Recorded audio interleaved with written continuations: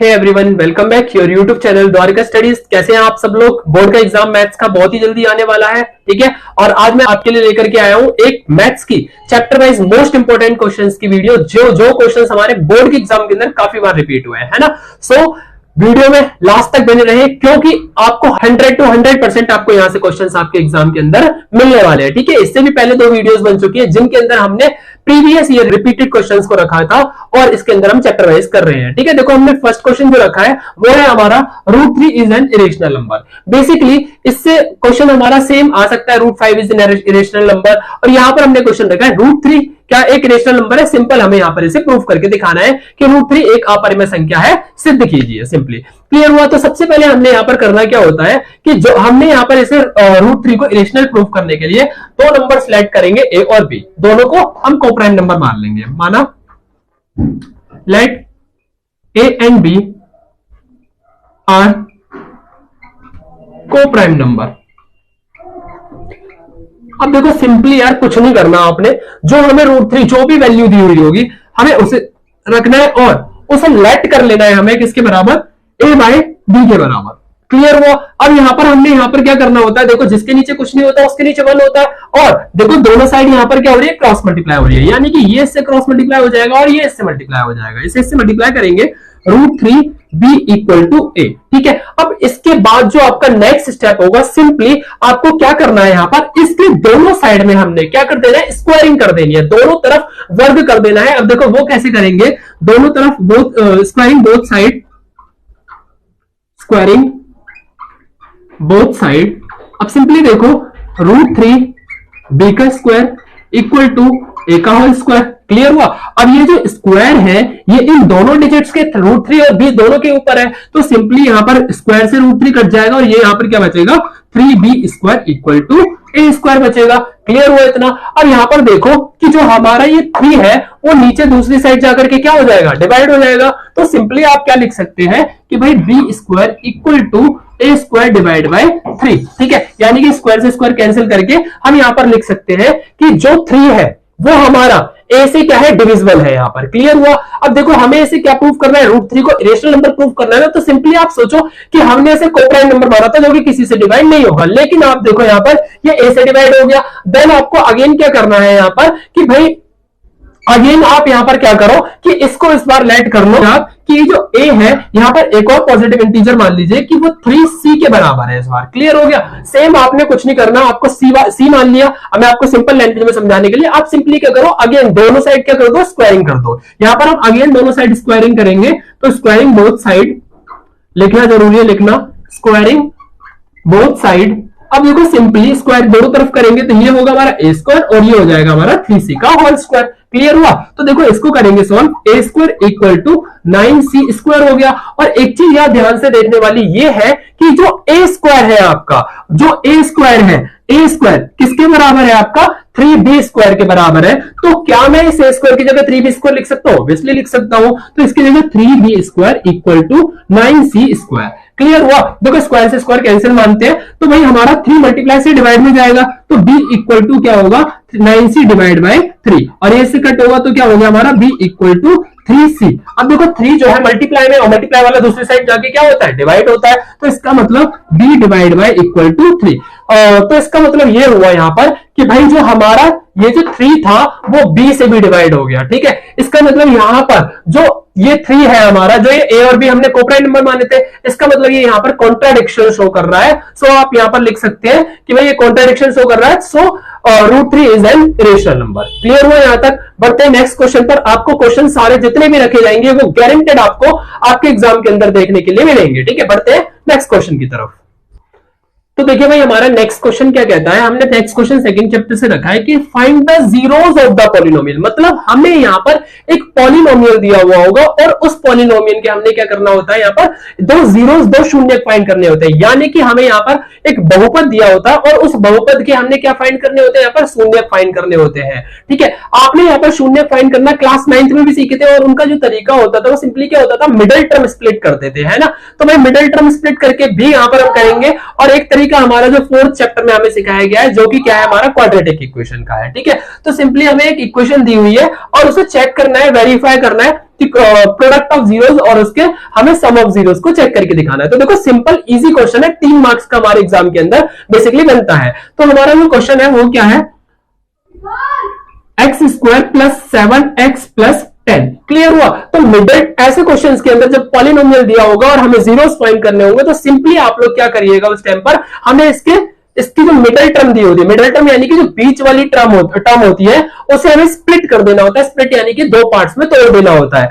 और आपको याद रखना है कि आप जो भी 2 पार्ट्स ले रहे होंगे उन दोनों को प्लस करने पर या फिर माइनस करने पर यही आना चाहिए। उनका सम करने पर क्या आना चाहिए, 7x आना चाहिए, और उन दोनों नंबर्स को मल्टीप्लाई करने पर, एक दूसरे से प्रोडक्ट करने पर इन दोनों का प्रोडक्ट आना चाहिए, यानी कि मल्टीप्लाई आना चाहिए। तो देखो फर्स्ट आपका स्टेप क्या होने वाला है, सिंपली इन दोनों डिजिट्स को आप मल्टीप्लाई कर लो। सबसे पहले 10 को x से मल्टीप्लाई करेंगे, हमारा आएगा 10x स्क्वायर। अब हमने क्या करना है, 7x को स्प्लिट करना है ना। स्प्लिट का मतलब है 2 पार्ट्स में डिवाइड करना है। तो आपने याद क्या रखना है कि जो भी 2 नंबर आ रहे हैं उन्हें प्लस करने पर या फिर माइनस करने पर, एक चीज करने पर कोई भी यही आ जाए बीच वाली टर्म अगेन, और मल्टीप्लाई करने पर हमारा 10x स्क्वायर आ जाए। तो देखो सबसे इजी तरीका मैं आपको नॉर्मल बताऊं कि भाई देखो सिंपली आपके लिए अच्छा तरीका यही है, अगर बहुत बड़ा क्वेश्चन होता है यहाँ तो आप कर लेंगे कि भाई यहाँ पर जब प्रोडक्ट किया है ना, मल्टीप्लाई किया है, आप उसका एक बार एलसीएम कर लीजिए और आपको नॉर्मली आंसर मिल जाएगा। लाइक आपको 10 यहाँ पर दिया था, 2 5 10 और 5 1 5, तो हमें 5 और 2 मिला, और 5 और 2 को जब प्लस किया जाता है तो क्या होता है 7, और 5 2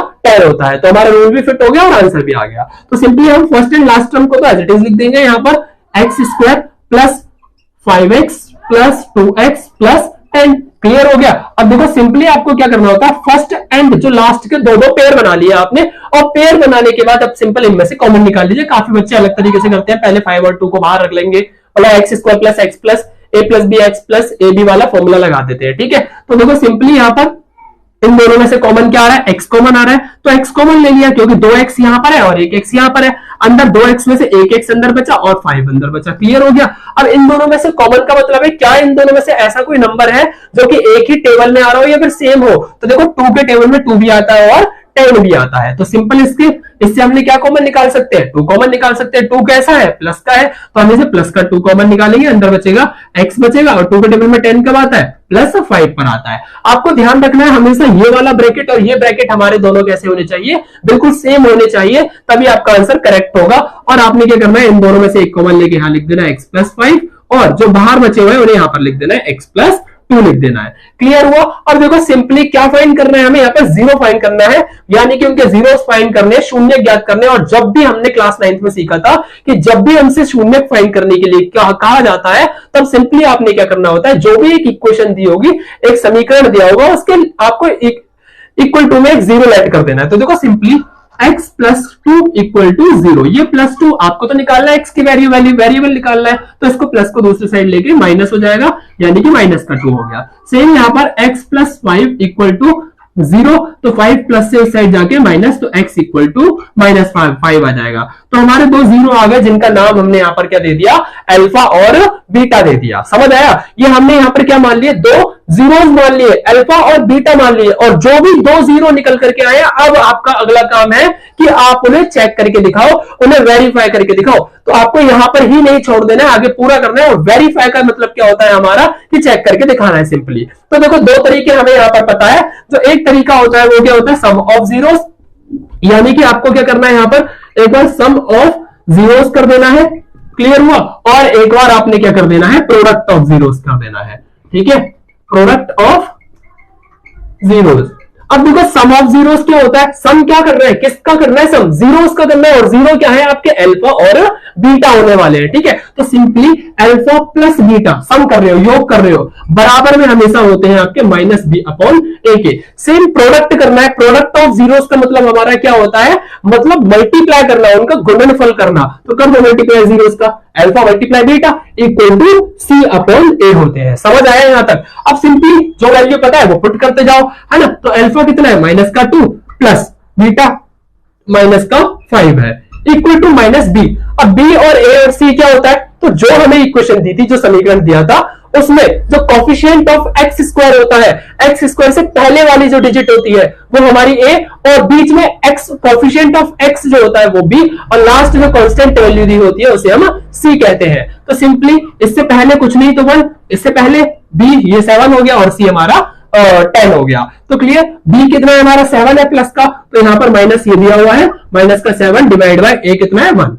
क्लियर हुआ। अब देखो ये वाला माइनस और ये प्लस, ब्रैकेट ओपन करेंगे, माइनस प्लस माइनस हो जाएगा, माइनस का 2 माइनस का 5 इक्वल टू माइनस का 7, माइनस माइनस क्या होता है प्लस, तो माइनस का 7 इक्वल टू माइनस का 7 हमें वेरीफाई करना था, एलएचएस इक्वल टू आरएचएस आ चुका है। ठीक है, अब सेम हमें प्रोडक्ट ऑफ जीरोस करना है, प्रोडक्ट कर देना है इनका, यानी कि -2 मल्टीप्लाई -5। क्लियर हुआ, अल्फा बीटा रख लिया इक्वल टू सी, सी की वैल्यू कितनी है प्लस का 10 और ए की वैल्यू तो 1 थी ही, मल्टीप्लाई में माइनस माइनस कैंसिल हो गए, प्लस हो जाएगा और 5 टू 10, यहां पर भी हमारा एलएचएस आरएचएस के बराबर आ चुका है। क्लियर हो गया होगा यहाँ पर ये क्वेश्चन। से हमारा एक और क्वेश्चन ऐसा ही आता है एनसीईआरटी का क्वेश्चन, जो कि हमारा क्या है t² - 15, जिसमें बच्चे कंफ्यूज हो जाते हैं यार इसकी मिडिल टर्म स्प्लिट कैसे करनी है। तो सिंपली मैं आपको बताता हूं कि हमें इस क्वेश्चन के अंदर क्या करना होता है। ठीक है, मैं देखो एक सेकेंड, माना t² - 15 दिया है, क्वेश्चन क्या है हमारा t² - 15। ठीक है, तो हमने सिंपली यहां पर क्या करना है,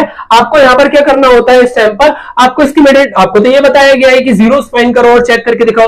तो सिंपल आप क्या सोचेंगे, मिडिल टर्म स्प्लिट करनी है, तो आप मिडिल टर्म स्प्लिट नहीं कर पाओगे यहां पर, क्योंकि आपको बीच वाली वैल्यू नहीं पता होगी। तो सिंपली इसका करने का हमारा इजी तरीका और होता है, क्या होता है, सिंपल एक चीज सोचो यार नॉर्मली, कि ये हमारा क्या लग रहा है आपको, ऐसा नहीं लग रहा है कि a² लिखा हुआ है, यानी कि एक आइडेंटिटी बनाने की कोशिश करो कि क्या ये ऐसा लग रहा है कि a² लिखा हुआ है, बिल्कुल। अच्छा यहां पर इसे ऐसे लिख दे कि b², तो क्वेश्चन गलत हो जाएगा। क्यों हो जाएगा, क्योंकि 15 का स्क्वायर 225 हो जाएगा, और यहां पर तो दिया तो 15 हुआ है ना, अगर आप 15 का स्क्वायर कर देते तो वो तो बिल्कुल गलत। तो ऐसा कुछ सोचो, क्या 15 का कुछ स्क्वायर मतलब ऐसा करे कि इसका स्क्वायर करे 15 ही आ जाए, तो बिल्कुल हो सकता है। कब, अगर हम रूट 15 का स्क्वायर करते हैं तो ओनली 15 ही आएगा ना हमारा, तो 15 का रूट क्या होता है, हम रूट 15 कह सकते हैं। तो सिंपल हम लेट कर लेते हैं यहां पर कि भाई ये हमारा क्या है, रूट 15 है, और इसके ऊपर भी स्क्वायर लगा दे। अब तो क्या हो गया, इसका मतलब भाई ये हमारा क्या है, इसका स्क्वायर करेंगे, स्क्वायर से रूट कट हो जाएगा, कोई दिक्कत नहीं ना। तो अभी हमारी आइडेंटिटी भी बन गई कि a² - b², और किसके बराबर होती है, ये हमारी होती है a + b और a - b, सिंपल सा। अब देखो बहुत सारे बच्चे कंफ्यूज होते हैं यहाँ पर कैसे पुट किया जाता है। तो सिंपली पहली वाली डिजिट को a मानते हैं और दूसरी वाली डिजिट को b मानो, है ना, और a जो है और b जो है उसे सेम एज इट इज रखते जाओ इसके हिसाब से। ठीक है, तो हमारा ब्रैकेट लगाओ इसके हिसाब से, a कितना t + b कितना है √15। ठीक है, सेम यहां पर करो, a कितना t - √15। क्लियर हो गया। अब सेम जीरोस फाइंड करने होंगे, तो जीरोस फाइंड आप कैसे करेंगे, सेम जैसे बताया, अभी +0 है, उधर जाके माइनस, माइनस है प्लस हो जाएगा, अल्फा बीटा आ जाएंगे, सेम आपको पुट कर देना है। क्लियर हुआ। बढ़ते हैं अपने नेक्स्ट क्वेश्चन की तरफ, जो कि हमने इसके सेकंड चैप्टर के ही एक सेकंड चैप्टर से ही लिया है। और क्वेश्चन हमारा इस बार क्या कहता है कि फाइंड अ क्वाड्रेटिक पॉलिनोमियल, यानी कि क्वेश्चन बिल्कुल अपोजिट है इस बार, कि हमें इस बार क्या फाइंड करना है, क्वाड्रेटिक पॉलिनोमियल, यानी कि द्विघात समीकरण फाइंड करना है। और इस बार हमें जीरोस मेंशन किए हुए हैं, यानी कि अल्फा और बीटा की वैल्यू हमें दी हुई है। ठीक है, तो इसके लिए इजी सा एक फॉर्मूला होता है जो हमें याद रखना होता है, x² - alpha + beta x + alpha beta. Clear हो गया। अब आपने सॉल्व कैसे करना है कि पहली वाली डिजिट को, जो पहला वाला 0 है, इसे पूरे को अल्फा + बीटा मान लीजिए और दूसरे वाले को आप अल्फा बीटा मान लीजिए। क्लियर हुआ। अब देखो यानी कि आपने पुट कर देना है सिर्फ x² - अल्फा + बीटा की वैल्यू क्या है हमारी √2, तो यहां पे रखेंगे आप √2, और ये क्या है x + अल्फा बीटा की वैल्यू कितनी है हमारी 1/3 है, ये आ गया 1/3। अब सिंपल देखो इसे सॉल्व करेंगे तो x² - √2x + 1/3, लेकिन 1/3 अगर ये हमारा क्या है फ्रैक्शन में दिया हुआ है, फ्रैक्शन को खत्म करने के लिए क्या करते हैं हम एलसीएम लेंगे, और आपको सिंपली क्या करना है, जिसके नीचे कुछ नहीं है उसके नीचे 1 लगा देना है। इन सबका एलसीएम ले लीजिए, इन सबका एलसीएम क्या आएगा हमारा 3 ही आएगा, इन सबका एलसीएम ले लिया 3। अब 1 को 3 से डिवाइड करो कि 1 के टेबल में 3 कब आता है हमारा 3 पर आता है, और जितने पर आता है ऊपर से मल्टीप्लाई कर दो। तो सिंपली 1 के टेबल में 3 कब आता है, 3 पर ऊपर मल्टीप्लाई कर दिया हमने, ये क्या हो गया हमारा 3x²। सेम यहां पर करेंगे, ये हो गया हमारा 3√2 x प्लस 3 के टेबल में 3 कब आता है 1 पर आता है, 3 के टेबल में 3 कब आता है 1 पे, ऊपर वाले से मल्टीप्लाई करेंगे 1 का 1 आ जाएगा। क्लियर हो गया। अब देखो सिंपल आपका क्या बचेगा 3x² - 3√2x प्लस 1, और जो नीचे वाला 3 था इसे इक्वल टू के 0 में इधर जाकर के क्या होगा, क्रॉस मल्टीप्लाई हो जाएगा, तो हमारे यहाँ पर क्या होगा 0, और यही हमारा क्या बन जाएगी यहाँ पर समीकरण कि 3x² minus 3√2x plus 1। Simple, समझ आ गया होगा, है ना। बढ़ते हैं नेक्स्ट क्वेश्चन की तरफ। तो भाई देखो नेक्स्ट क्वेश्चन पे बढ़ते हैं। नेक्स्ट क्वेश्चन हमारा काफी ज्यादा इंपॉर्टेंट होने वाला है, जो कि हमारे प्रीवियस ईयर और हमारे बोर्ड के अंदर भी रिपीट हो चुका है। ठीक है, जो हमारा क्वेश्चन क्या है, थर्ड चैप्टर से क्वेश्चन है हमारा कि भाई सॉल्व करनी है हमें। यहाँ पर दो इक्वेशन दी होंगी, दो समीकरण दिए होंगे, और हमें वहां पर फाइंड करने के लिए कह रहा है find the value of m। हमें यहाँ पर m की वैल्यू फाइंड करनी है। तो सिंपली आपने करना क्या होता है इन क्वेश्चंस के अंदर, इजी क्वेश्चंस होते हैं, दो इक्वेशन दी होती है, और आपको थर्ड चैप्टर के अकॉर्डिंग हमें यहाँ पर एलिमिनेशन या फिर सब्स्टिट्यूशन मेथड से यानी कि हमें यहाँ पर प्रतिस्थापन या फिर विलोपन विधि से सॉल्व करके दिखाना होता है। तो सिंपली देखो दो हमें इक्वेशन दी होती है, अब दोनों इक्वेशन को लेना है, जैसे कि 2x plus 3y equal to 11, और दूसरी इक्वेशन दी हुई है 2x minus 4y equal to 24, है ना। मैं आपको यहां पर करके दिखा रहा हूं इसे एलिमिनेशन मेथड से, यानी कि मैं आपको विलोपन विधि से करके दिखा रहा हूं यहां पर। ठीक है, तो हमें एलिमिनेशन मेथड में क्या करना होता है कि दो इक्वेशन जो भी दी हुई होती है उनमें से हमें किसी एक वैल्यू को यानी कि x को सेम करके उसे कट कर देना होता है। सिंपली देखो यहां पर हमने x को सेम करना है, जैसे इक्वेशन नंबर फर्स्ट मानो, इसे इक्वेशन नंबर सेकंड मानो। इक्वेशन फर्स्ट एंड सेकंड को दोनों को डिवाइड देना है, divide equation first and equation second. Clear हुआ, इजी क्वेश्चन है यार। देखो सिंपल, इसे लिख देना 2x plus 3y equal to 11 और 2x minus 4y equal to 24। Clear हो गया। अब सिंपल डिवाइड देना है, डिवाइड कर देना होता है, साइन चेंज करते हैं, प्लस है तो माइनस, माइनस है तो प्लस, और ये माइनस, है ना। बीच वाले साइन को ध्यान मत देना, सिर्फ last and first and last को देना। ये प्लस माइनस माइनस हो गया, कट गया। ये प्लस प्लस क्या होगा, प्लस होगा। 4 और 3 कितना होगा, 7y, तो 7y इक्वल टू ये क्या होगा हमारा प्लस माइनस, माइनस साइन किसका लगेगा, बड़े का लगेगा। ठीक है, तो यहाँ पर क्या माइनस है, यहाँ पर क्या है प्लस है। 24 में से अगर हम 11 को माइनस करेंगे तो हमारा क्या बचेगा, यहाँ पर माइनस का 3 और 13 बचेगा। सॉरी, यहाँ पर हमारा ये माइनस का 24 आना है, यानी कि ये हमारा माइनस होगा, साइन यहाँ पर क्या आएगा, प्लस का आएगा। यानी कि भाई देखो यहाँ पर प्लस प्लस क्या होगा, ये हमारा प्लस हो जाएगा। प्लस करेंगे तो हमारे यहाँ पर क्या होगा भाई 35 आएगा। ठीक है भाई, साइन बड़े का लगता है, यानी कि ये यहाँ पर प्लस का आना था, मैंने यहाँ गलती कर दी, यहाँ पर साइन माइनस का आना था, आपका यहाँ माइनस का साइन लगाइए। अभी देखो ये हमारा मल्टीप्लाई में, मल्टीप्लाई से क्या होगा, डिवाइड में जाएगा, y equal to 35 divide by 7, 7 5 जा 35। यानी कि सिंपली भाई आप लोग देखोगे कि y की जो वैल्यू है आपको 5 पता चल गई। इजी क्वेश्चन, नॉर्मल ध्यान देना कि जब आपको एक वैल्यू पता चल चुकी है, तो जब एक की वैल्यू पता चल जाती है तो दूसरे के अंदर उसमें क्या कर देते हैं, उसे पुट कर देते हैं। तो सिंपल देखो आपकी मर्जी, अब जो आपको एक क्वेश्चन पता चली है इसे मान लो थर्ड मान लेते हैं। ठीक है, अब आपका मन कर रहा है आप इसे इसके अंदर किसी के भी अंदर पुट कर दो, आंसर हमेशा बिल्कुल ठीक आने वाला होता है। तो देखो माना कि हम इसे इक्वेशन फर्स्ट में पुट कर रहे हैं, इक्वेशन थर्ड को,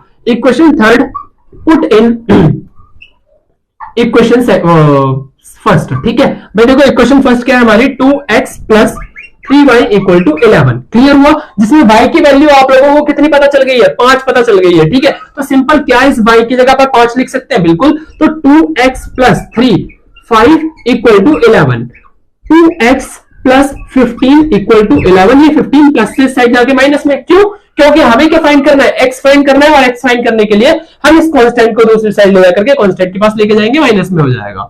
तो 2x equal to 11 minus 15, 2x equal to minus का 4, प्लस माइनस माइनस साइन हमेशा बड़े का लगता है, ये मल्टीप्लाई से डिवाइड में जाएगा हमारा। तो x equal to minus 4 divide by 2, cut करेंगे से हमारा आंसर आ गया 2। x इक्वल टू कितना आ गया, -2 आ गया। ठीक है, यानी कि हमें यहाँ पर x और y दोनों की वैल्यू पता चल गई, लेकिन क्या आपको x और y की वैल्यू फाइंड करने के लिए बोला, नहीं बिल्कुल भी। क्या फाइंड करने के लिए बोला है इसने, m की वैल्यू फाइंड करने के लिए बोला है। और m की वैल्यू कब फाइंड होगी, सिंपली आपको जो ये समीकरण दिया हुआ है, क्वेश्चन दी हुई है, इसके अंदर पुट कर दीजिए, है ना, कि y equal to mx plus 3। ठीक है, जिसमें हमें सब कुछ पता है, y की वैल्यू कितनी है 5, प्लस हमें सॉरी इक्वल टू m ऐसे ही रख दीजिए, x की वैल्यू कितनी है -2 प्लस 3। ठीक है, मल्टीप्लाई करते हैं 5 माइनस 2m प्लस 3, ये प्लस 3 हमारा क्या होगा, इस साइड आके माइनस। अच्छा, आप सोचेंगे कि माइनस के 2m को लेके आ जाइए, माइनस के 2m को आप लेके आएंगे, आपको तो m की वैल्यू फाइंड करनी है, आप 3 को हटाओ, 3 प्लस से इधर आके माइनस, तो 5 माइनस 3 इक्वल टू माइनस का 2m, इसे इससे माइनस करेंगे 2 इक्वल टू माइनस का 2m। अब ये जो 2 है माइनस का जो m के साथ में है,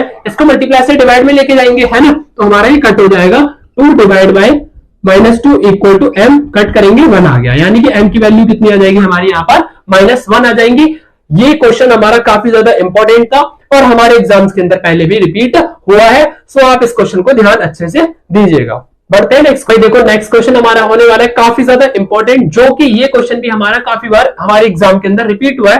क्वेश्चन इजीली पढ़ेंगे, बच्चों को काफी ज्यादा हार्ड लगता है कि भाई the sum of 2 digit number, यानी कि 2 डिजिट नंबर का जो सम है, the number obtained by reversing and the number obtained by reversing the digit is 66 if the digit of the number differ by 2, यानी कि हमने जो भी 2 नंबर लिए, डिजिट लिए, उनका अंतर अगर 2 है तो हमें यहां पर वो नंबर फाइंड करने। सिंपल क्या होगा, तो एक चीज सबसे बड़ी बात यहां पर आप लोगों को नॉर्मली सोचना है कि वो 2 नंबर कौन से हैं। हमें तो 2 नंबर पता नहीं है, तो इसका मतलब जब हमें नंबर्स नहीं पता होते हैं तो सिंपल हम उन्हें क्या मान लेते हैं, एक्स और वाई लेट कर लेते हैं। ठीक है, तो हम यहां पर आंसर शुरू करते हैं, लेट करते हैं कि जो फर्स्ट नंबर है हमारा, फर्स्ट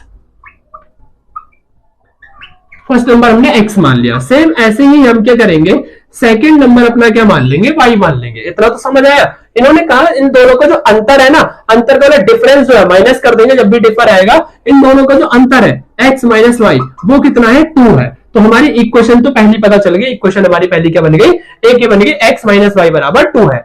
तो अब देखो हमने यहां पर क्या करना है सिंपली, कि अब हमारी पहली इक्वेशन तो ये बन गई। अब दूसरी इक्वेशन बनाने के लिए सिंपल आप क्वेश्चन पढ़ो कि the sum of 2 digit number and the number obtained by reversing by the digit is 66, यानी कि एक 2 डिजिट नंबर दिया हुआ है। और सबसे पहला 2 डिजिट नंबर कौन सा होता है, आप नॉर्मली सोचेंगे तो सबसे पहला हमारा जो 2 डिजिट नंबर होता है वो कौन सा होता है, 10 होता है। ठीक है, तो हम क्या मान सकते हैं, पहला नंबर 10 मान सकते हैं, लेकिन हमें परफेक्ट तो नहीं पता, तो उसके साथ हम क्या लगेंगे, 10x। मैं इजी लैंग्वेज में समझा रहा हूं, 10x प्लस, और हम दूसरा क्या मान लेंगे, आपका सम बोला, दूसरा ही y हो गया। अब बोला इनका सम कर दो और एक बार रिवर्स भी कर देना है, जो नंबर प्राप्त हो रहा है उसका रिवर्स कर दो। रिवर्स मतलब उल्टा कर दो उसका, तो उल्टा करेंगे तो ये क्या होगा, 10y प्लस x हो जाएगा। और इन दोनों का जो सम है वो कितना है आपका, 66 दिया हुआ है। इतना क्लियर हुआ। अब देखो ब्रैकेट ओपन करते हैं तो ये क्या होगा, 10x प्लस y और प्लस 10y प्लस x होगा। क्लियर हुआ। यहां पर देखो हमारा x और ये 10x और x क्या हो जाएगा, 11x हो जाएगा, 10x 1x कितना हो गया, टोटल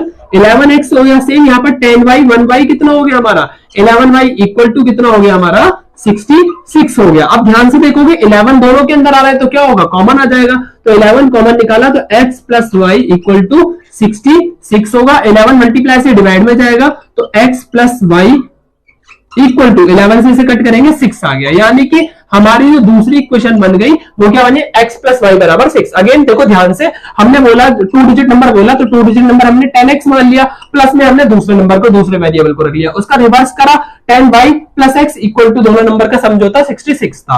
अब देखो ब्रैकेट ओपन करके हमने क्या करा, 10x प्लस 1x 11x हो गया, 10y plus 1y 11y equal to 66। दोनों में से 11 कॉमन आया तो 11 मल्टीप्लाई से डिवाइड में गया और हमारा ये कट हो गया, x प्लस वाई बराबर में कितना आ गया, 6, और हमारी दूसरी इक्वेशन बन गई। अब देखो हमारी 2 इक्वेशन बन गई ना सिंपल। अब 2 इक्वेशन बन गई तो हमें बता देना नंबर कौन सा होगा और वो कैसे कितने नंबर्स होंगे। तो देखो सिंपली पहली इक्वेशन क्या बनी हमारी, हम क्या करते हैं यहाँ पर डिवाइड कर देंगे। अब divide equation first and second. ठीक है, अब देखो फर्स्ट इक्वेशन क्या थी आपकी, x minus y equal to 2, और दूसरी इक्वेशन क्या थी आपकी, x plus y equal to 6। ठीक है, जब भी डिवाइड करना होता है मैंने आपको बताया साइन चेंज कर देंगे। और देखो प्लस माइनस क्या हो गया हमारा, कट हो गया। ये माइनस माइनस क्योंकि बीच वाले को नहीं देखते, फर्स्ट एंड लास्ट को देखेंगे, माइनस माइनस प्लस, तो भाई हमारा ये क्या हो जाएगा, माइनस का 2 भाई।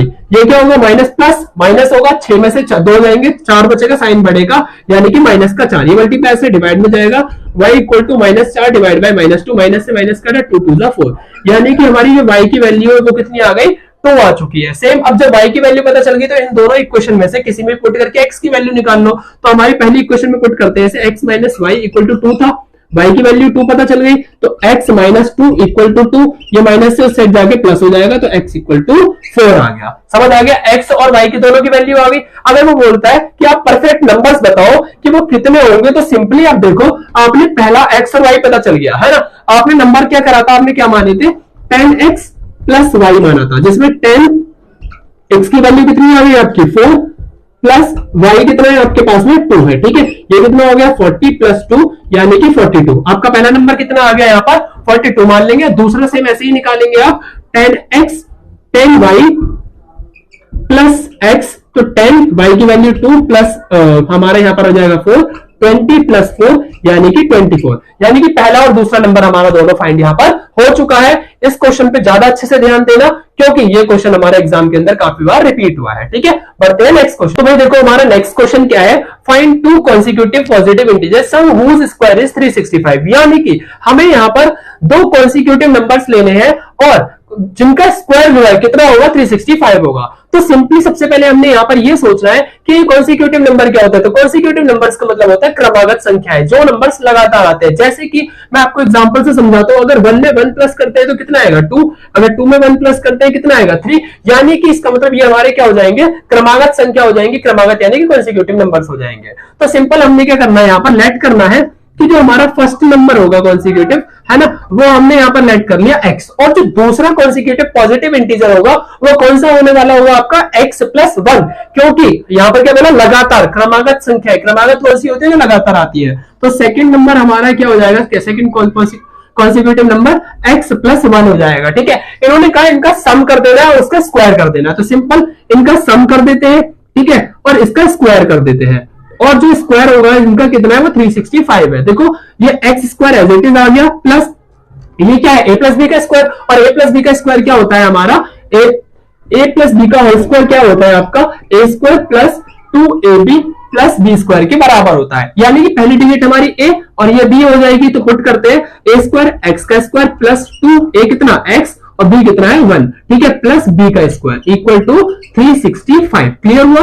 ये देखो x square plus x square कितना हो गया 2x स्क्वायर, प्लस इसको मल्टीप्लाई करेंगे ये क्या हो गया 2x प्लस 1 का स्क्वायर 1 होता है इक्वल टू 365। ठीक है, हमें इक्वेशन बनानी है, इसको माइनस में लेके आते हैं, 2x square plus 2x plus 1 minus में 365 इक्वल टू 0। क्लियर हुआ। अब देखो यहाँ पर 2x स्क्वायर प्लस 2x, देखो यहाँ पर प्लस माइनस माइनस होगा, साइन किसका लगेगा बड़े का, 365 में से 1 माइनस करेंगे 364 बचेगा माइनस का, इक्वल टू 0। क्लियर हुआ। अब देखो यहां पर ही बन गई हमारी इक्वेशन। अब जब इक्वेशन बन गई है तो हम इक्वेशन को बाय क्वाड्रेटिक इक्वेशन यानी कि हम अपने बी स्क्वायर माइनस 4ac का फॉर्मूला पुट करके यहां पर हम क्या कर सकते हैं, एक्स अब जो भी हमारे दो जीरोस होंगे वो फाइंड कर सकते हैं, दो वैल्यू जो भी होंगी, दो पॉजिटिव इंटीजर्स जो होंगे उन्हें फाइंड कर लेंगे। तो सबसे पहले काम करते हैं, देखो ये इक्वेशन पूरी की पूरी 2 से डिवाइड हो रही है, तो मैं इसे क्या कर दूंगा 2 से डिवाइड कर दूंगा, डिवाइड बाई 2।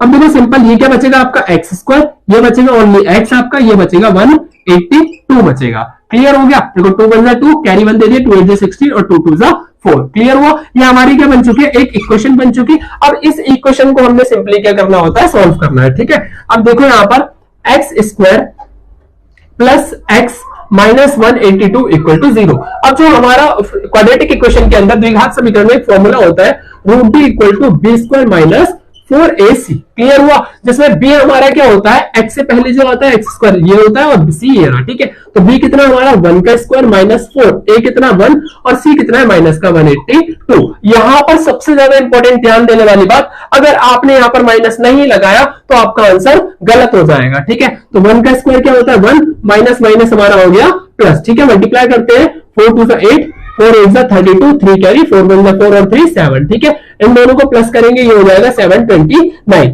क्लियर हुआ। और हमारा जो 729 होता है वह किसका रूट होता है, हमारा 27 का रूट होता है। क्लियर हो गया। अब आगे क्या करना होता है हमने कि भाई देखो जब हमारा रूट डी की वैल्यू आ जाती है तो हमें minus b plus root d formula put करना होता है, minus b plus root d divide by 2 same minus b minus root d divide by 2 है। ठीक है, अब देखो माइनस बी की वैल्यू कितनी है आपकी, यह है हमारा 1, तो माइनस का 1 और प्लस रूट डी की वैल्यू कितनी है 27 डिवाइड बाई 2a, ए कितना है हमारा 1 ही है, तो माइनस प्लस क्या होगा, माइनस 27 में से 1 माइनस करेंगे कितना बचेगा 26 बचेगा, और डिवाइड बाई 2 कट करेंगे ये आ गया हमारा 30। क्लियर हुआ। सेम हमें यहाँ पर फॉर्मूला पुट करना है कि माइनस बी कितना माइनस 1 माइनस का 27 डिवाइड बाई 2, माइनस माइनस कितना होगा प्लस माइनस का 28 डिवाइड बाई 2 कट करेंगे या माइनस का 14 आएगा। ठीक है, हमें पॉजिटिव इंटीजर फाइंड करने तो नेगेटिव वैल्यू को एक्सेप्ट नहीं करेंगे। ध्यान रखना कहीं आप आंसर 13 और माइनस 14 लिख दे, सिर्फ हमारा आंसर क्या हो जाएगा, यहाँ पर एक्स की वैल्यू 13 हो गई। तो हमसे क्या पूछा था, दो नंबर फाइंड करने हो, देखो पहला नंबर क्या हो गया 13 हो गया। मैंने क्या कहा था, कॉन्सिक्यूटिव क्या होते हैं, जो लगातार आते हैं। क्रमागत संख्या कौन सी होती है, जो लगातार आती है। अगर एक 13 है तो दूसरी कितनी होनी चाहिए, अकॉर्डिंग टू यू हमारी 14 होनी चाहिए। ठीक है, यानी कि देखो हमारा x कितना आ गया 13 प्लस 1 कितनी हो गई हमारी 14 हो गई। हमें यहाँ पर यही दोनों फाइंड करना था। क्लियर हुआ। बढ़ते अपने नेक्स्ट क्वेश्चन की तरफ। तो भाई देखो नेक्स्ट क्वेश्चन स्टार्ट करते हैं। नेक्स्ट क्वेश्चन भी हमने लिया अपने चैप्टर 4 से।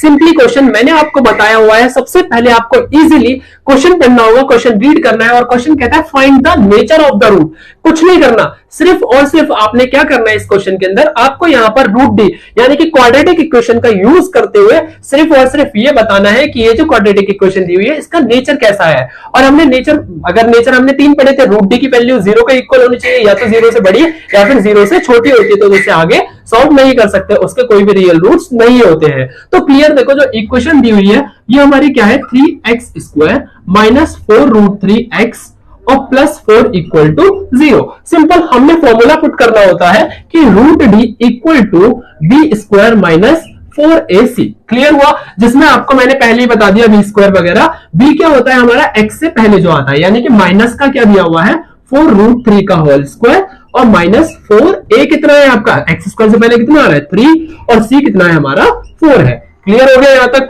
अब देखो ये स्क्वायर है, बच्चे यहां पर कंफ्यूज होते हैं सबसे ज्यादा कि ये जो स्क्वायर है उसे किस तरीके से सॉल्व किया जाता है। तो इजीली देखो, मैं आपको इजी लैंग्वेज में बताऊंगा कि ये जो स्क्वायर है ना, ये जो 2 है ये इस नंबर के और इस नंबर के ऊपर, दोनों के ऊपर है। अच्छा आप कहोगे ये लग तो एक रहा है, नहीं बिल्कुल भी, ये दोनों अलग अलग नंबर है और जब कोई साइन नहीं होता तो इनके बीच में कौन सा साइन माना जाता है, मल्टीप्लाई का साइन माना जाता है। ठीक है, तो इसका मतलब स्क्वायर इसके ऊपर भी है और इसके ऊपर भी है। क्लियर हुआ। तो देखो ये स्क्वायर 4 के ऊपर भी है और √3 के ऊपर भी है, तो इसका मतलब 4 का स्क्वायर कितना हो गया 16 और इसके ऊपर जो स्क्वायर था इससे ये कट हो जाएगा रूट हमारा, तो ओनली क्या बचेगा 3 और 16 3 जा 48। माइनस का करेंगे प्लस हो जाएगा, तो सिंपली इसे सॉल्व करके क्या आ गया हमारा 48 आ गया। और यहाँ पर देखो 4 4 16 और 16 3 जा 48 हो गया। कितना बचा हमारा 0 बचा। इसके बाद में हम क्या करते थे, अब देखो क्या ये भाई इसका नेचर कैसा है, नेचर हमारा पॉजिटिव है, यानी कि हम रियल रूट्स फाइंड कर सकते हैं।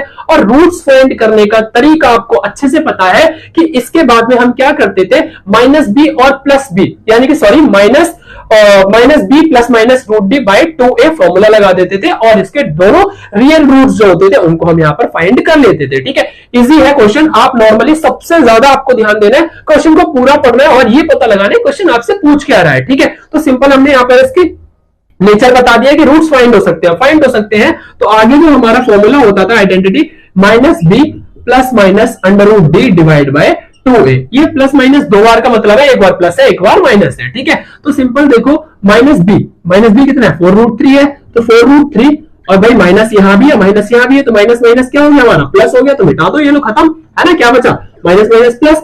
और भाई यहाँ पर एक बार प्लस माइनस √d की वैल्यू कितनी 0 है ना, डिवाइड बाई 2a। a कितना है आपका 3 है, तो यहाँ पर 2 3 जा कितना हो गया 6 हो गया। मैं डायरेक्ट लिख रहा हूँ 6 हो गया। अब इसे कट कर दो, 2 2 जा 4 और 2 3 जा 6, कितना बचा आपका 2√3/3। ये हमारा एक आ गया, एक बार माइनस लगा के करते तो भी यही आता हमारा 2√3/3। सिंपल, दोनों इसके इक्वल रूट्स निकल कर दो, ये हमारे दोनों क्या हो गए, यहाँ पर इसके दोनों रियल रूट्स हो चुके हैं। समझ आया होगा। बढ़ते अपने नेक्स्ट। तो भाई देखो नेक्स्ट क्वेश्चन हमारा क्या है कि find the value of k। Simply again हमने वही क्वेश्चन इजीली पढ़ा कि क्वेश्चन में क्या कह रहा है कि एक क्वाड्रेटिक इक्वेशन दी होगी और उस क्वाड्रेटिक इक्वेशन की हमने क्या फाइंड करनी है, क्वाड्रेटिक इक्वेशन सॉरी किसकी वैल्यू फाइंड करनी है, k की वैल्यू फाइंड करनी है।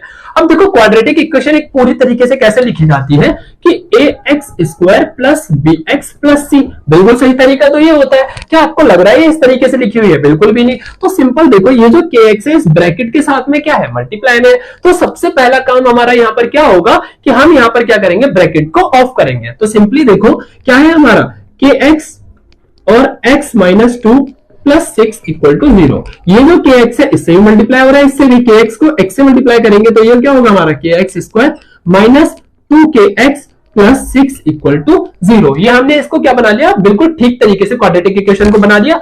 अब सिंपली आपने कुछ नहीं करना, यहाँ पर √d वाला फॉर्मूला लगाएंगे हम, √d बराबर में b² माइनस 4ac। क्लियर हुआ, जिसमें हमारा b क्या होगा, पूरा का पूरा 2k होगा। ठीक है, तो देखो यहाँ पर क्या लिख सकते हैं, माइनस का 2k का होल स्क्वायर माइनस 4a कितना है हमारा ओनली k है और c कितना है हमारा 6 है और इक्वल टू में 0 रखेंगे। ठीक है, तो देखो भाई हमारा इसका स्क्वायर करेंगे क्या होगा 4k² माइनस में 24k इक्वल टू 0। ठीक है, अब ये देखो माइनस का 24 इधर प्लस में उस साइड जाके आप माइनस में उस साइड जाके प्लस हो जाएगा, तो 4k² इक्वल टू 24k हो गया, माइनस वाला दूसरी साइड जाके प्लस हो गया। अब एक चीज देखो मैं आपको अच्छे से समझाता हूं कि आपको के की वैल्यू फाइंड करनी है। और इस के स्क्वायर का मतलब क्या होता है भाई? के स्क्वायर का मतलब है कि ये जो के है आपका दो बार लिखा हुआ है, तो मैं इसे स्प्लिट करके लिखता हूं 4 मल्टीप्लाई के, यही तो है, और इक्वल टू में 24 के।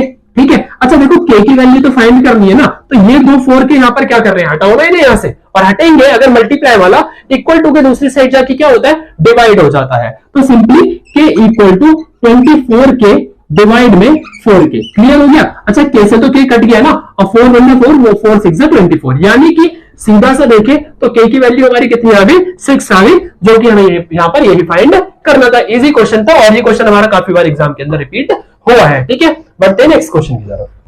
तो मैं देखो नेक्स्ट क्वेश्चन हमारा होने वाला है काफी ज्यादा इंपॉर्टेंट, क्योंकि ये क्वेश्चन भी हमारा काफी बार एग्जाम के अंदर रिपीट हुआ है। तो देखो इजीली आराम से क्वेश्चन पढ़ेंगे कि Rohan's mother is 26 years older than him, यानी कि एक रोहन नाम का बच्चा है और उसकी जो मदर है ना उससे 26 साल बड़ी है, सिंपल।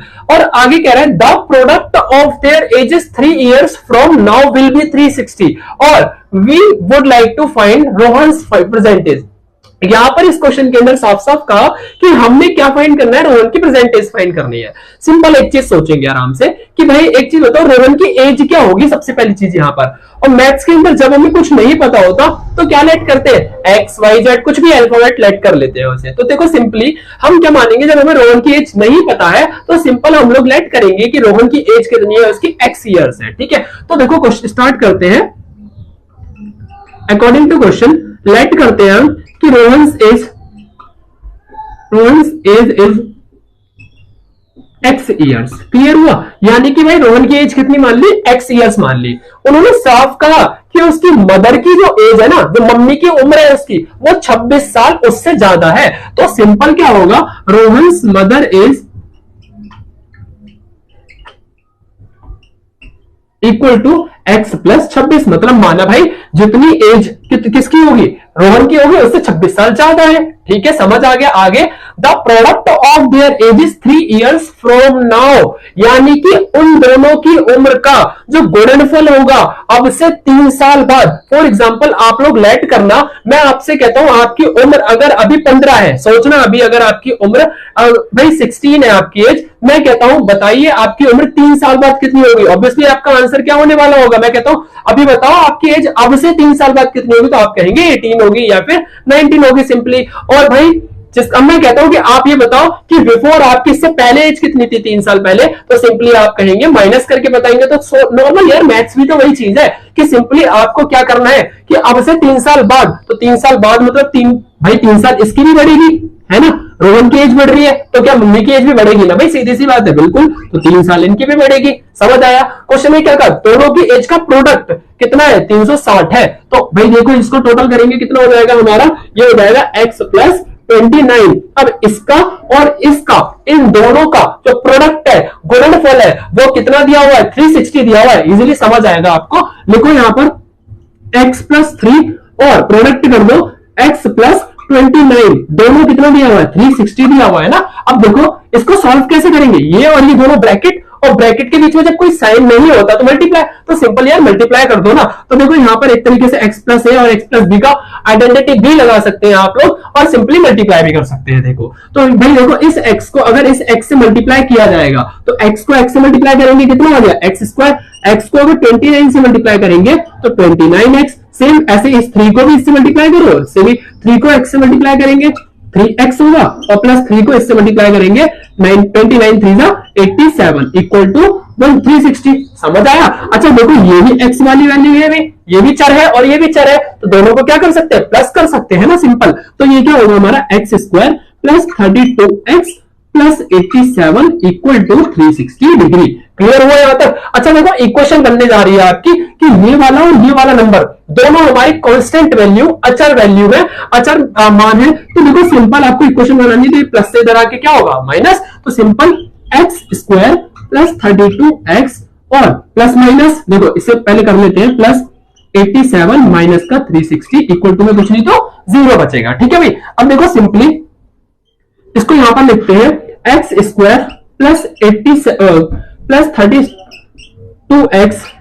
अब यहां पर देखो ये प्लस और ये माइनस दोनों कांस्टेंट है, और प्लस माइनस हमारा क्या होता है, माइनस होता है, साइन किसका लगता है, बड़े का लगता है। और 360 में से अगर 87 को माइनस करते हैं तो हमारा क्या बचेगा, यहाँ पर माइनस का साइन लग के 273 बचेगा, इक्वल टू 0। इक्वेशन बन गई। वैसे तो यहां तक इक्वेशन बन गई, लेकिन क्वेश्चन के अंदर क्या कह रहा है, फाइंड रोहन्स प्रेजेंट एज। अब यहाँ पर आपको x की वैल्यू फाइंड करनी है। अब x की वैल्यू फाइंड करने के लिए सिंपली आप क्या करना है, यहाँ पर आप यहाँ पर कौन सा फॉर्मूला लगा देना, अपना रूट डी का फॉर्मूला लगा देना, root d equal to b square minus 4ac। ठीक है, b कितना आपका 32 का स्क्वायर माइनस 4, a कितना है 1 और c कितना माइनस का 273 है। ठीक है, 32 का स्क्वायर करेंगे तो 32 को 32 से मल्टीप्लाई करेंगे, हमारा कितना आएगा, ठीक है, ये हमारा कितना आ गया 1024 आ जाएगा। तो इसकी जगह कितना लिखेंगे 1024। ये देखो ये माइनस और माइनस क्या हो गया, हमारा प्लस हो गया। ठीक है, ये मैंने कैसे किया बता देता हूं, 2 का स्क्वायर करा, 3 का स्क्वायर करा, है ना, इन दोनों को आपस में मल्टीप्लाई करा, 3 2 6 और उसे 2 से मल्टीप्लाई कर दिया। ठीक है,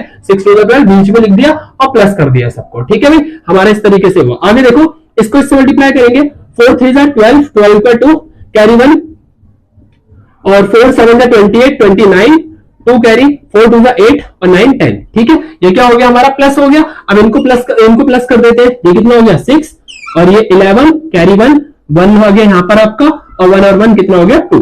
अब हमें क्या करना है, यहाँ पर 2116 का एलसीएम ले लेना है सिंपली, और एलसीएम लेकर के जो भी आएगा आपका यहाँ पे कर देना। देखो आपको रूट निकालना है ना, तो यार रूट निकालना, आप देखो बहुत सारे रूट निकालने का तरीका भी होता है, आपको टेंशन नहीं लेनी। सिंपली क्या कर लो, आप इसका एलसीएम कर लो और एलसीएम करके इसका रूट निकाल सकते हैं। ठीक है, तो इसका जो रूट होगा वो 46 होगा, हमारा कितना होगा 46। क्लियर हो गया, यानी कि मैंने इसका रूट निकाल दिया है ना। रूट निकालने का मैं आपको तरीका बता देता हूं, फटाफट से देखिए।